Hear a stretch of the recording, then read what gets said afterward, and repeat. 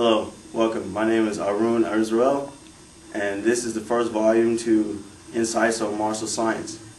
We're going to have different impacts and different influences through this whole segment. There's going to be different parts.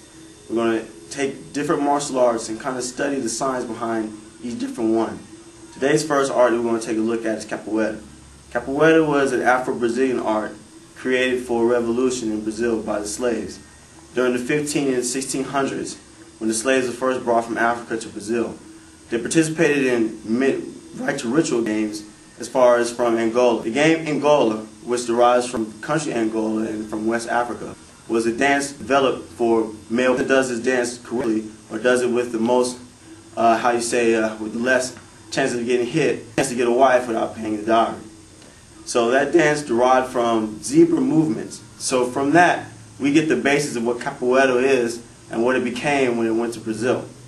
So as we go through this segment, we will take a look at certain moves and certain techniques that are used in Capoeira that a lot of people may or may not understand very generally. In general speaking, Capoeira is a martial art that looks something like a dance. Most people assimilate it to breakdancing. Breakdancing was developed in the mid-70s after the influxuation of Capoeira from Brazil to America and New York, perfectly in late 1960s, the early 70s, by people like John Granzi, Master Marias, people of that nature. They came to America to do a demonstration, and from there it led to breakdancing revolutions throughout the 70s and the 80s.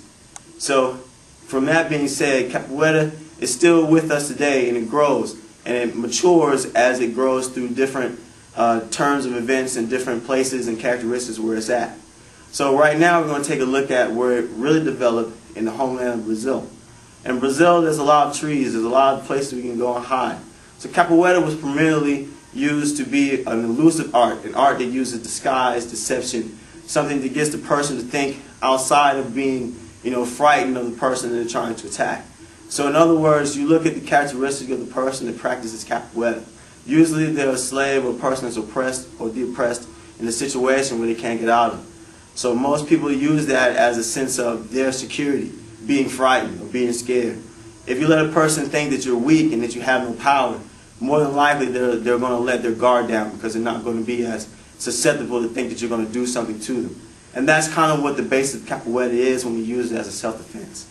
And this part of the segment, I'm going to go through different warm-up exercises and routines you can use to help get your body kind of ready to go into the movement.